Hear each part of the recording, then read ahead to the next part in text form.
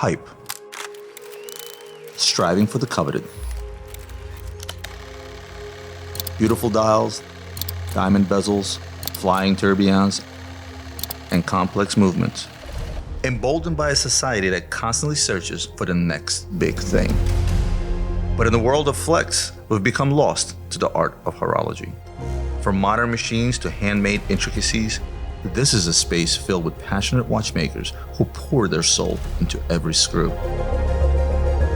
Journey with me to the heart of high horology as we explore what is rarely seen of this incredible art form. Welcome to Geneva Watch Days.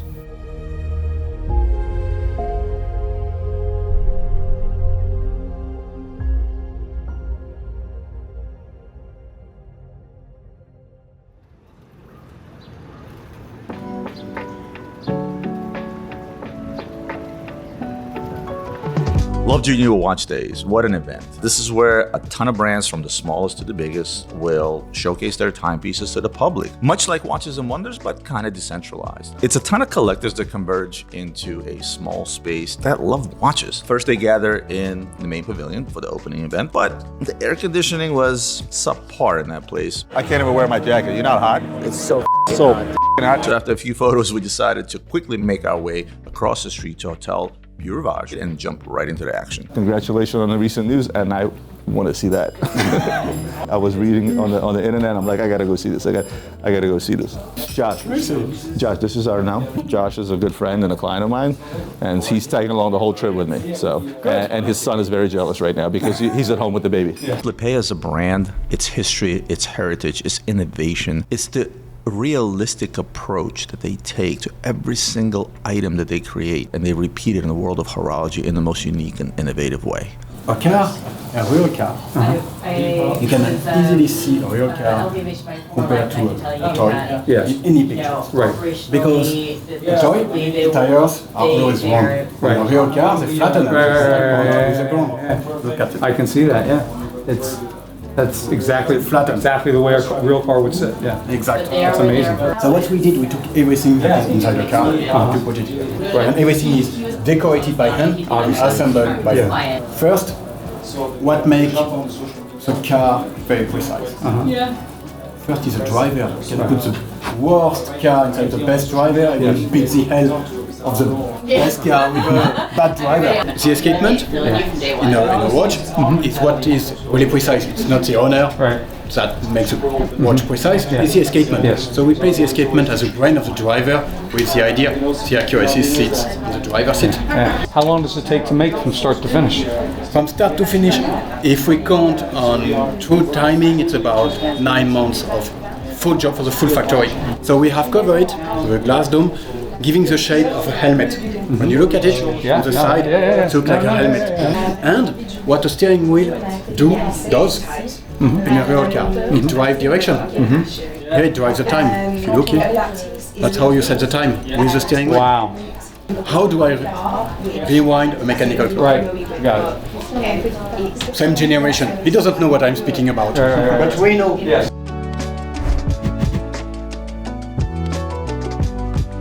You can work with those remote control. Right. Work with those spinning car and pullback car. Right. That's how you rewind it. Wow. Pulling it back, like the pullback car of our childhood. And how long is the run time? About 8 days. Wow. Over 8 days. On this car, you had a lever on this, which is usually the brake. Right. You pull it. So 40 clients total. Okay. Yeah, it's a lighter. You pull it, and you have a torch to light up your cigars. Wow. This is where watchmaking is going. Yeah. Meaning, we don't use it for utilitarian purposes anymore, and it's art. This is art. This is what I Air MB&F.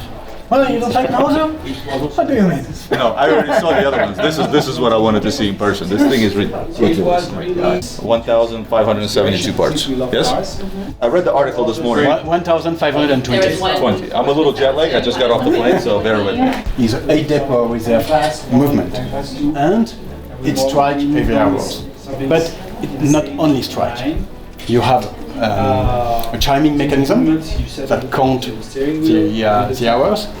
It also strike every half an hour, just once. But on the hour, you also have the 32 propeller, hot plate. Where's the remote control? Want to keep Hey, what the hell?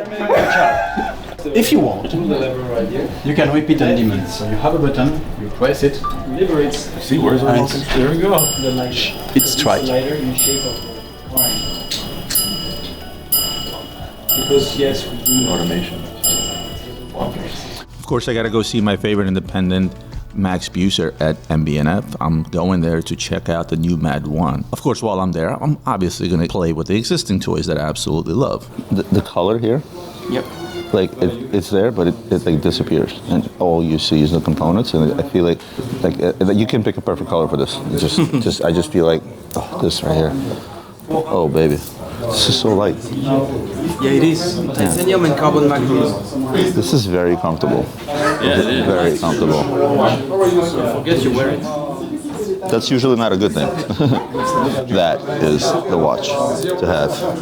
That's just, I don't know next time they're gonna make a better chronograph. Jason, you being a watch guy, how long until you think we see a better chronograph, a more innovative chronograph? How do you beat this? You can't. It's hard. I mean, Today it might happen. It might, but I mean, but how do you beat that? Like, how do you beat that? Because today, you create a watch, it's very difficult to innovate, meaning everything has already been done. Chrono, perpetual, the only way I turbulent. think is if it goes thinner, maybe. I think that's just ridiculous. I'm sorry. The verdict on the Mad 1 is lights out, and no wonder there's a lottery for this timepiece. Popping by Arm & Strong, I wanted to see their new edition of their Resonance. Aesthetically, the watch is extremely pleasing, but for me, it's all about the horology that's inside. But this one is white gold, so we cannot really the other one is steel, so there's a little difference in face material. So this one is 120, and then the white, and then the stainless steel one is 71. You said 71. This comes in the blue, and they also do this. It's this beautiful like mint green dot. That's really. I like that the way it is. The parts which are above the main plate, they are mirror polished to play with light and the dark plate to give more depth to the movement. You know what I didn't do? I didn't bring my loop. I'm blind. My vision is going, and I want to see what you're talking about. I know I get in the same problem. When the watchmakers they come and they complain about quality, that there's a little spot on the bevel. Where? Oh yeah, I can see it. Here's the other thing I'll tell you guys that Claude is not telling you. These guys are on par with some of the best in independent watchmaking when it comes to finishing. Well, the best in watchmaking in general when it comes to finishing.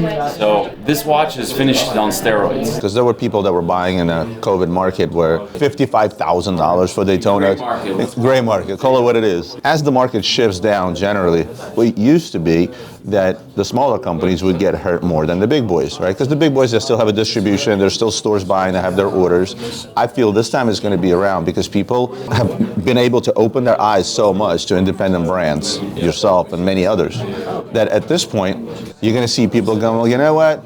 Daytona is great, Royal Oak is great, but it kind of lost its appeal. It took a dump 30-40% in price. Let me see what else is out there. And I think this is going to be the only time where independents are actually going to thrive versus the big boys. That's my hot take. This is the world of independence is completely different. You commit yourself to the brand, to what they do, whatever. If you guys remember the last video when I visited Geneva Watch Days, I quickly stopped by a booth by a woman named Shona, brand name Khemea. But this time I got a chance to sit down in a more intimate atmosphere, talk to her about her product face to face, to talk about her watch and her brand. My name is Shona. The brand name is Khemea, which means alchemy in Old Greek. And because for me, a watch is alchemy between many components, many people too. I was impressed by what she has done so far, and I personally cannot wait to see what the future holds for this young, talented woman. But yes, and we work together. She works. I only You look. I only give some bits of advices, and also she faced many troubles for every part of the watches. Also, you can talk about the dice. It's made by a woman. It's tourbillon, moonface, poetic date, and purple. Are you machining CNC machine or are you lathing everything? By Well, lathe. Right. Yes, yes. How watches how watches are supposed to be, or used to be made? It's because I buy my machine in comment on dit, une brocante? Antique market? Yes, and I repair it, and then I made my component on it. At the beginning, I cannot buy a CNC, so it's right at the beginning. Now there is a part in titanium, and I cannot machine by myself titanium because it's. And this one is prototype. Next we're going to see Urwerk, but before we do, a word from my friend Jason, the watch designer. A watch brand that doesn't have a screw-down crown today is like having sex with no condom. You need a screw-down crown, no matter what. You're obsolete if you don't have a screw-down crown. Getting in the car wasn't an issue. Getting out was an issue for some. Oh, shit. You got this? You got this. Up, there, up. Workman's comp. That hurt. I hurt myself getting out, I think.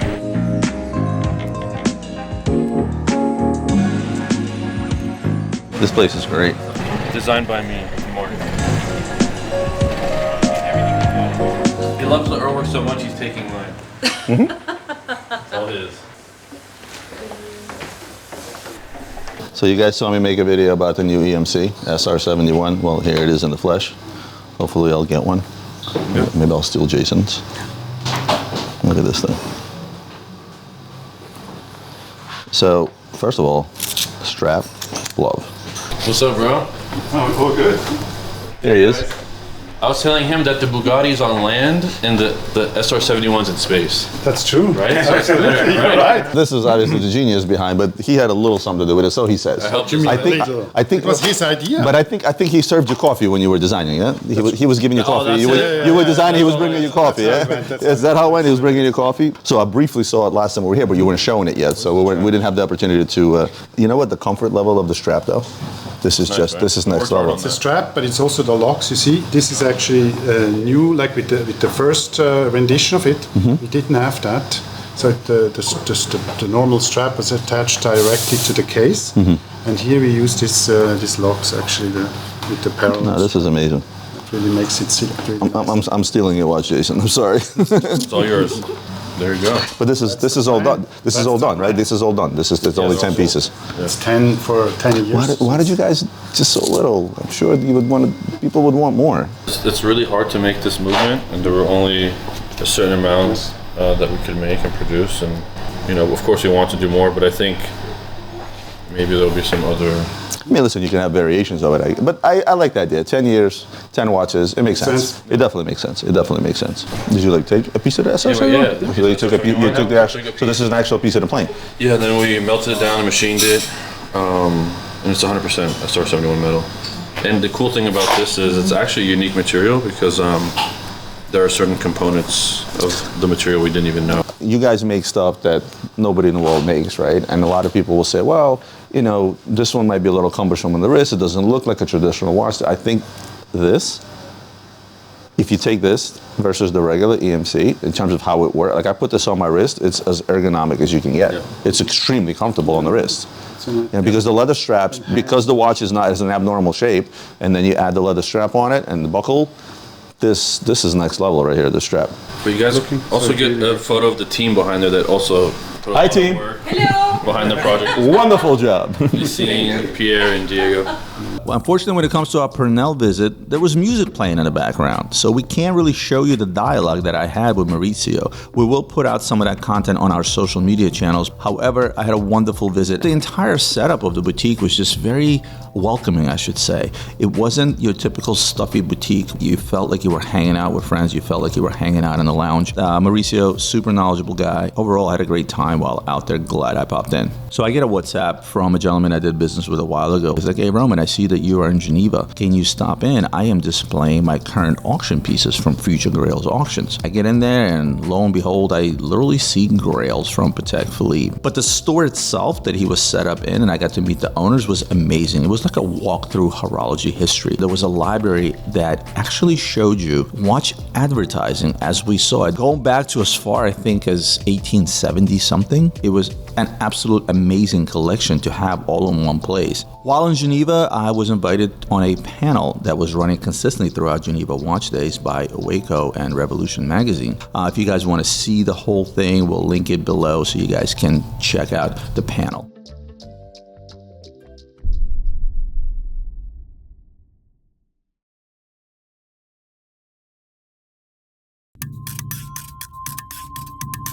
Franck Muller Watchland. Independent watchmaking at its highest form. From the smallest pinion and smallest tiny little screws, it was his boldness, his creativity that allowed him to create some of the most complicated timepieces in the industry. Today I'm taking a tour of this wonderful facility and I want to see what it takes to produce every single watch in-house. Been here before? No, I have not. I have not been here. In Geneva? I've been to Geneva, but I have never been here. This is amazing. So where do we start, Ralph? He's my boss, you know? He's my boss. Well, then we'll follow the boss. So this actually, this is marketing part here. There is spare parts and sourcing. Upstairs is finance and design. And here is the office of Sassou, the oldest son, who also runs Juskus. Oh, no. Up. You can't take him anywhere. I was trying You don't know how to open doors. You don't know how to open doors. Not French doors, I guess. I guess yes. French, Swiss. It's just please. doors. Oh, okay. Ooh. Well, you know. Ooh, big mistake. No, it's French Swiss. I came to Geneva. I brought some sports coats, thinking it's so hot. Great energy, good vibes, and it's very nice. So welcome to Watchland. So originally it was just this house. And they start to build the watches here. Now we have the design department and the engineer working here, and they have a direct access to the production. So here we focus on the production. Every step of the watchmaking in the same venue. The watchmaker will receive all the components and they have to build the full watch. It means that it's the same for the Eternitas Mega 4, who is the most complicated watch. It's one watchmaker who gonna spend 6 months working on the watch. That's amazing. The watchmakers, they have a booklet where they have all the serial numbers of the watches they've been doing. So when the watch comes to him, he checks in the booklet, that's mine. Yeah. So let's go. Let's go. Step. And so here it's where we are making the case. We have the diamond setting. The diamond setting is made here in Watchland. There is a minor object. I work with stainless steel, gold, rose gold, yellow gold, platinum, and titanium. And we have special machine for carbon. Here, for example, they are making a back of the case. So here it's the stamping that we receive. It can be a block of stainless steel like here, or it can be titanium or gold. It's made from our company. So we have other company in Le Loc, in La Chaux-de-Fonds, and we have one company making the stamping. So we receive the stamping like that, we put it in the machine, and we're gonna cut the first step, and the other machine will cut the back of the case. We are working with titanium, and here with stainless steel. Not the easiest thing to work with, by the way. Josh, do you work with titanium as well or no? Yeah. He's in the aviation business, so I've been to his shop. It's a lot bigger, but the same concept. He works with different metals and CNC machines. It's amazing. So first step, the block that we receive, the stamping, one machine will do this step and the other one will cut this. So of course when it's gold, it's always recycled. So this building is dedicated to case making? Case making, this floor and downstairs. And upstairs we have the engraving and after the decorations that we're gonna see.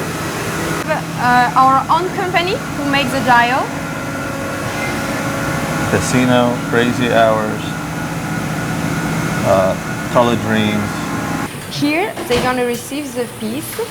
So decoration, controlling, When the pieces are okay, they send it to the electroplating, go back here, control, if it's okay, they put it on the box and send it to the watchmaker.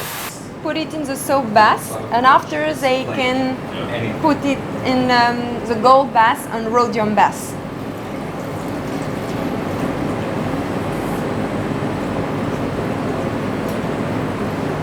What the average Joe doesn't understand is that when you plate every single part, the watchmakers actually have to account for that when the watch is actually put together. People they think, oh, it's just plated. No, there's a lot more to it. Like if you're gonna plate every single part and then you put the watch together, it's gonna change the way the engineer or the watchmaker actually has to put the watch together. And if they are making any mistake, exactly, component have to go back. Yeah. So it's pretty impressive when it's diamond, because we're gonna treat all the diamond case and strap to be more shiny with rhodium. So it's really impressive when they are making the treatment. So here we can have the treatment in rose gold and black gold and also the rhodium. Here you have the different treatments. Yellow gold, rose gold, black gold, and rhodium. Yes, exactly. So when we're talking about handmade, literally handmade.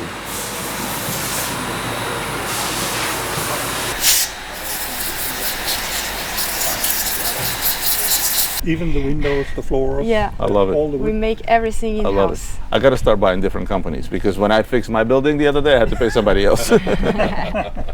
So here in this building is where we are making all the components and the carbon case, from the tiniest one to the biggest one.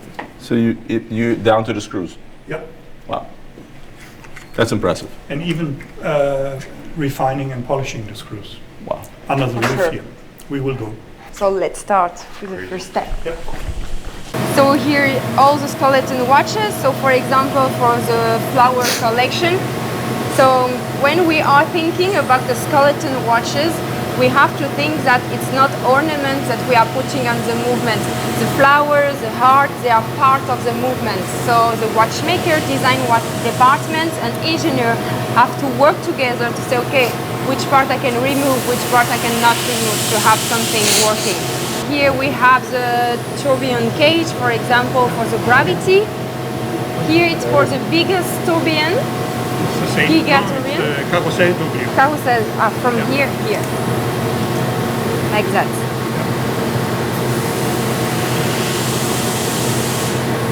For the gravity. We're gonna also make some ornaments, like for example the Franck Muller that we put on the tourbillon, and for special pieces we can personalize those parts. So for example, put your initial on the tourbillon. On the different plates, the machine will draw the components, and we're gonna cut it upstairs under the water with electro-erosion. As I told you, we love to have everybody in-house. So we have our own dial factory. We have our own strap factory also. So here we're gonna make all the tools to make the strap. So we receive the skin, we make the tools, and we're gonna make the strap in Le Loc in Switzerland. Here it's where we are making the carbon case. So we receive the block of carbon like that, and we have to make the case directly on the block, from the block. So it's why you see this pattern on our watch. It's not like a one layer of carbon that we put on the case. And it was really challenging because we have to do something which is a water resistance. We cannot put like kind of case and with carbon.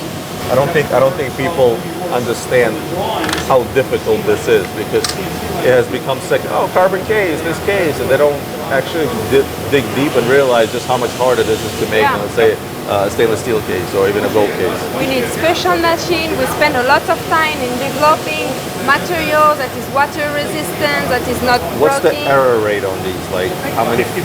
50%. And this is what I always say. Like people don't understand there's this thing called error rate, where out of 10 cases they make, 5 are no good. because of the nature of the material. That's why carbon is actually very special. People, carbon, they take it very lightly because today's day and age it's become such second nature to people. Oh, carbon case, aluminum case, this case. But they never think for a second what it actually takes, you know? Or what it takes to run a gigatourbillon. They don't. We've gotten to an era of watch world where people have stepped away from horology so much and moved towards the hype. Obviously, during the COVID years, what you saw the move towards the dollar sign, right? People see, oh, my watch I bought for this, it's worth this, right? They completely got away from the horology aspect, the manufacturing, what it takes, the innovation. You must have a whole tool and die department that makes all the holding tools for these machines, right? Yeah. Here are made from those machines that I'm going to show you, and here all those components are cut under the water here with electroerosion from the tiniest one to the biggest one. So we can have some stuff really, really precise. There is some people dedicated to polish between the pieces here. So a lot of work. Here you're going to recognize, for example, the Bitcoin, tourbillon page for the Bitcoin. And we are not only making different parts, we are also making the tools that we need to make the watch. So sometimes we forget about the tools, but we make even the tools. That's amazing. I would be afraid to drop this. You're not finding those pieces if you drop that? Yeah, right? Oh, these are the bigger ones. Here they're gonna make all those different parts. And even on small parts, for example here, this one, we have one person dedicated to polish between. Hold that thought.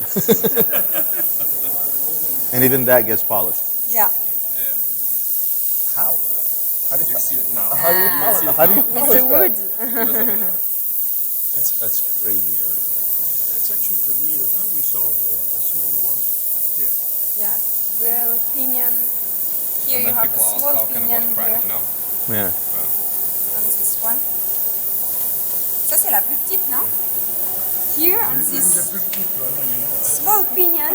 Here, just for you to They look see. giant there, don't they, Roman? Yeah, they're huge. That's crazy. So here it's the crazy hour. So they are dedicated to make this crazy watch. You heard about this complication before? Yes. Of course. And here we have maybe the first time that you're gonna see. It's a Switzerland limited edition. Crazy hour complication with a jumping hour and color dream number. What's the hour hand? Yeah. 10 to 11. I told him the first time I wore this watch, my brain was going crazy. Because you see, you know it's not the time, hour. but your brain tells you it's 3 o'clock, but it's 11. It's crazy. And in this limited edition for Switzerland, all the decoration are made by hand. 30 seconds, hot take. Well, Franck Muller has a very impressive facility. The equipment and level of equipment and details in their factory here, like absolutely amazing. I wouldn't have expected seeing in this big campus-like courtyard to see that level of machinery and amazing watchworks. It was an incredible visit. People don't even understand that they make everything from the tiniest screw down to the dials and straps and everything else. I didn't realize it. And it's an incredible facility. And when you look at it here right on Lake Geneva and the views, I mean, if you're a watchmaker, what kind of better place would you want to work?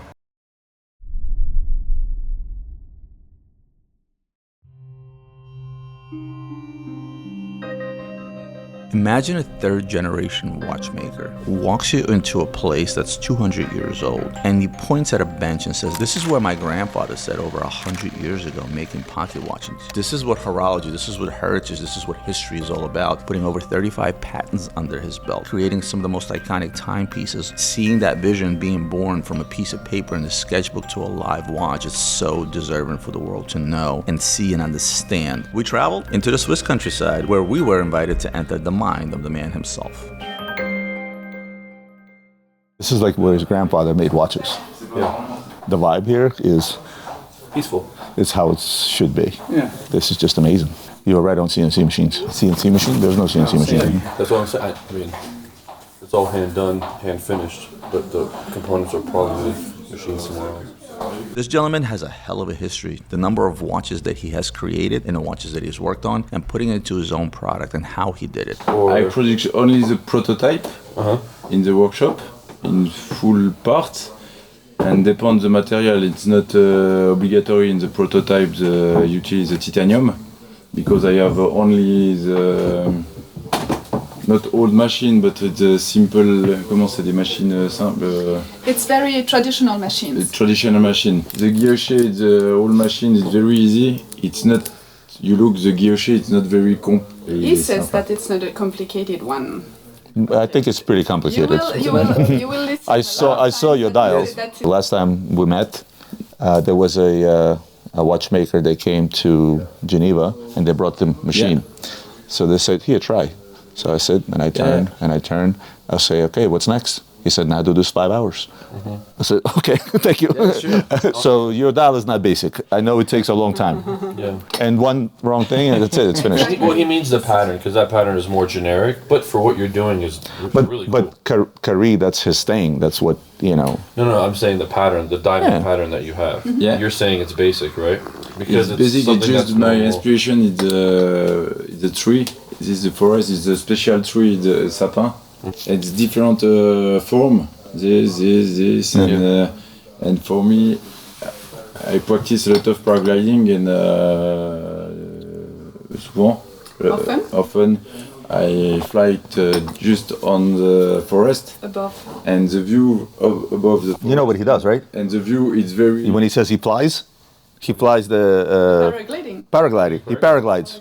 Yeah. So my question to you is this: I noticed a pattern among independent watchmaker. Everybody is obviously small production, understood. I mean, this is amazing. You know, this is the way your grandfather did it 150 years ago. You did not take what I would call a safe route. And by what I mean is most new, well, you're not new, but most new brands or independent brands that are born, they take a safe route where they make a traditional watch. You went very avant-garde, very different. And it's risky in the industry because at the end, this is still a business, right? You're a very talented watchmaker. You've done many projects that people know about, but you decided, I'm not going to make something traditional. I want to make something avant-garde different. What made you go that route versus traditional and safe? I like the past. I like the story. He lived in born in Vallée de Joux. In my blood, it's the old watchmaker, yes. Watchmaker. In the past, I read a lot of books for the past, until de Janvier, Ferdinand Berthoud, Breguet, and after 𝗙𝗏𝗏𝗆tre, Antoine 𝗙𝗏𝗏𝗆tre, it's very famous guys and created the millioniometre, and all the people in the Vallée de Joux, it's very creative guys in the past. Now, in 21st century, the same question of the past, but I think it's different possibility for the computer, for the drawing, for the material, the science. You have now a lot of information in the school, in the Google. Yeah, of course. Now we have AI. No watch, and first function, the crown. For me, it's very not practice, and not comfortable. It's not good. It's just the empiric innovation. The pocket watch, it's big. The big clock, pocket watch, and wrist watch, and the same technique, but just smaller. Not just.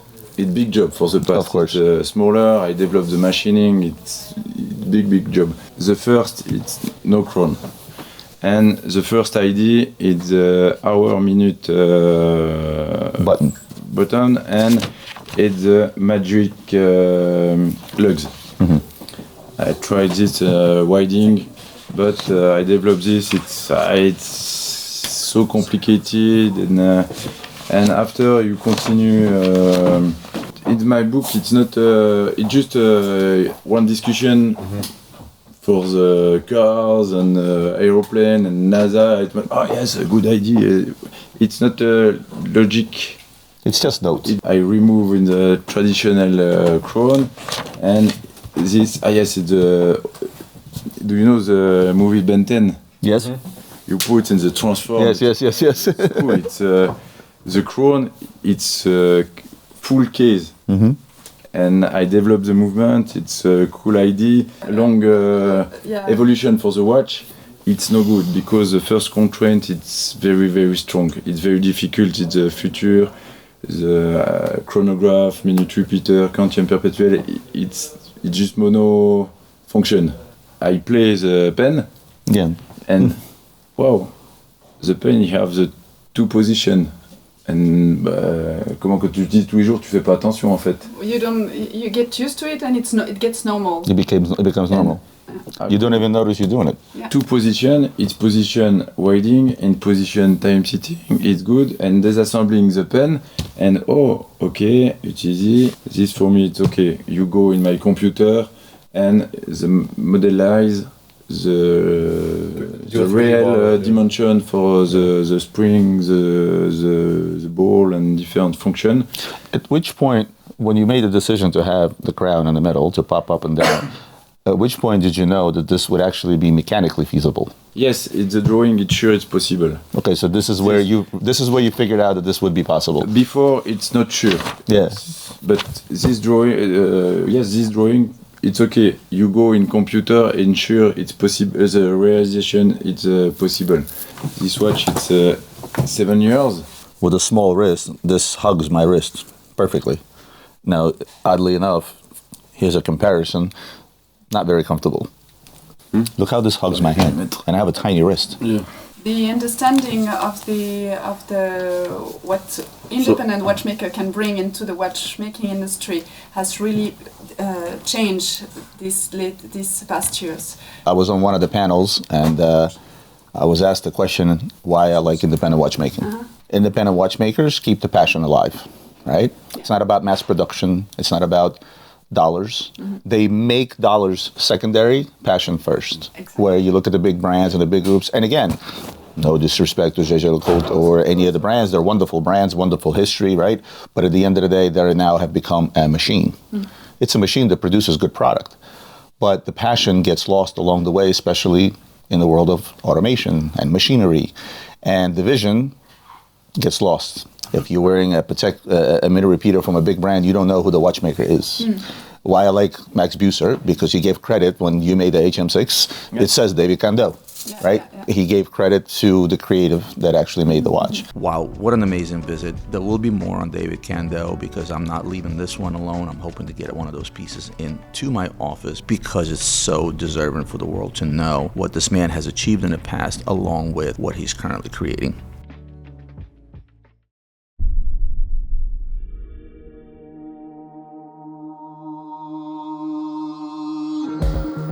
In 1846, Ulysse Nardin was born. A company that has shattered conventions, broken boundaries, reinvented rules, and pushed the limits of watchmaking. The brand has a long-established history of technical excellence. And the question is, how does a watch brand like Ulysse Nardin stand the test of time? I'm here to find out.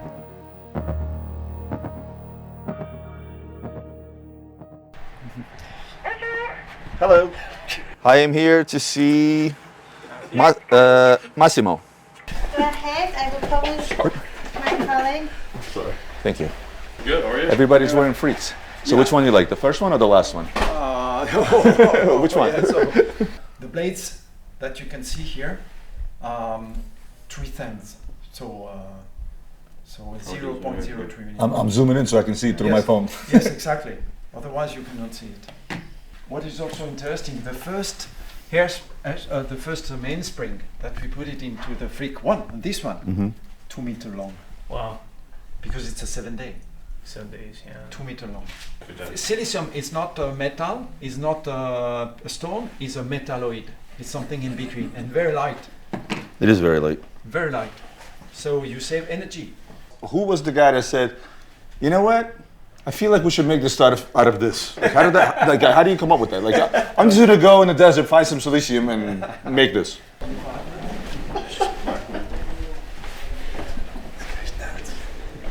It's crazy.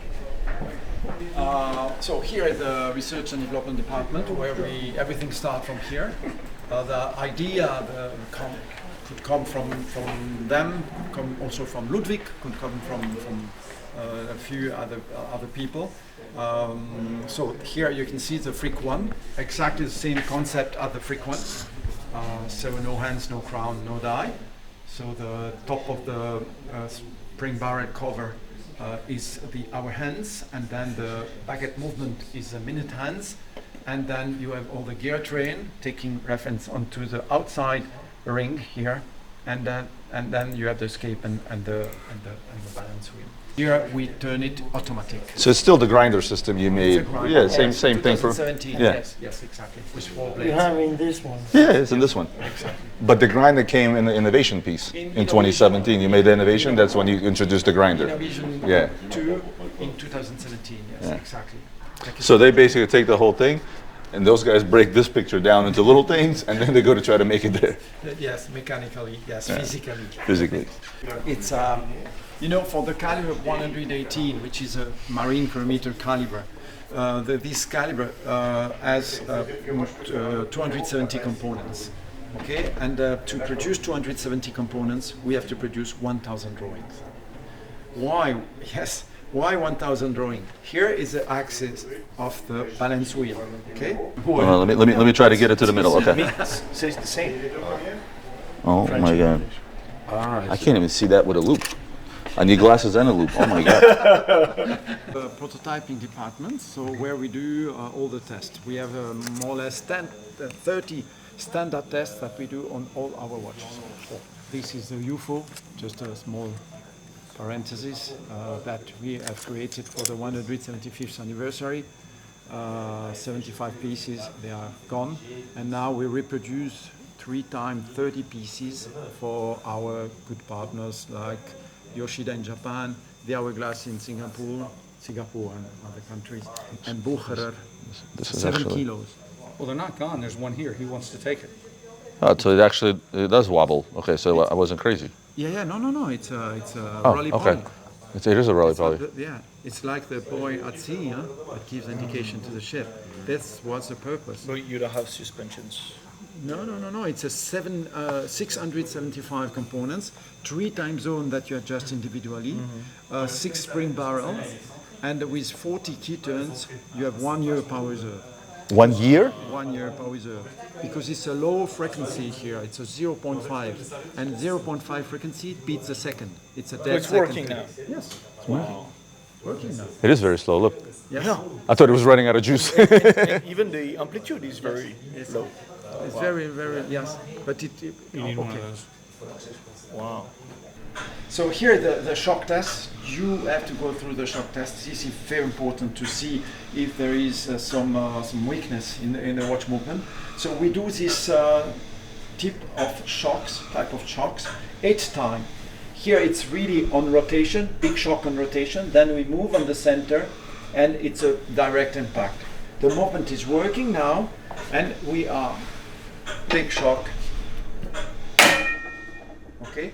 The shock corresponds to the movement falling down from 1.2 meter into a wooden floor. Put your finger in there. I was about to say something else. So here the smallest diameter that we produce is 0.08 millimeters. How many screws do you have here? I know exactly. It's 542,634. Yeah! How come you know? No, I counted very quick. I'm like a Rain Man, you know? Exactly. So it's 38,000. I believe it. There's 38,000 screws in here. And it looks like dust. Are done by this type of cane. So you take the reference here and you make the movement of all the tools by this. It's mechanical. It's nothing to do with the CNC. So here it's angling by hand on certain components, not all of them, but certain components we angle by hand. Here it's angling the upper part of the tourbillon of the free wheel. So here is typical where we give light to the movement by Côte de Genève, circular Côte de Genève. You can see before and after a bridge of the caliber 180. You have the useful decoration. You can useful decoration that improve the resistance or whatever, like angling. I think it's a useful decoration. And you have also the decoration, pure decoration that is just no. Rubies, why the ruby? Because of the hardness? Hardness? And you see, if you don't put a ruby where you have an axe that turns, you have to change the platine. Oh, okay. You have to change the main plate. After 50 years, you change only the ruby. Right. And you don't need to change a complete platine, which costs a lot. It was a while ago. Like synthetic rubies or rubies? No, synthetic rubies was fairly recent. And at the beginning, another big problem was the oil, lubrification. Yeah. No synthetic lubrification. It was try it. First, you have long feet. We get a picture here. That's right. So here it's a beginning of the assembly line. So we are going to place the movement, base movement on top of some trays with a microchip inside, and the computer will manage everything. So the computer knows where all the movement has to go. What is interesting here, all the movement of the movement are done on this protected area where you have anti-static and also no dust inside, which is already something good. Well, we have 14 watchmakers that works here. They are all master watchmaker. We call it master watchmaker, experienced people that has worked more than between 10 and 15 years as experience. And we have here in this room more or less 40 watch movers that are assembled here. So this is where you also service high complications and fix them. That's also my question. That's also an important point. All the watches that are assembled here return here. Okay, so here we have the tourbillon cage, and in the middle of the tourbillon cage we have the balance wheel, and for a better accuracy of the watch, the balance wheel must be equilibrate. And just one, for example, this one. On the head of the screw we are going to remove a little bit of material to equilibrate the balance wheel. We are going to use this kind of tool and put the balance wheel on it, and if I just take one hair of my brush. So if I turn it, as you can see, this one is not equilibrated because we have a heavy point, and because of the gravity, this point will go down. That's why it balances. It doesn't like spin. That's it. So here she's starting to put this incandescent material on top of the die, and then she will start to put the enamel powder in the most regularly possible. You see, slowly, and then she put enough because like this it will fire manually, no machines, done by hand. Because she will open the door. Wow, that's hot. Oh. I feel the heat. It's 830 degrees. Huh? It's nice kiln. Now it's big. Burn. Beautiful. Okay. So when it's fire is gone, she goes because otherwise the temperature goes too low. And now she has to wait more or less 2 minutes. So it's not polished at the end but you see the defect. So this cannot be accepted. These small dots. So what do? You have to remove them and try again? Remove, break the enamel, and then put some powder again with a special tools. I just go. No. Now it's 30 years that she does. 30 years. So she started when she was 15? So you started, you were 5? Vous avez commencé à 5 ans. Vous avez commencé à 5 ans. We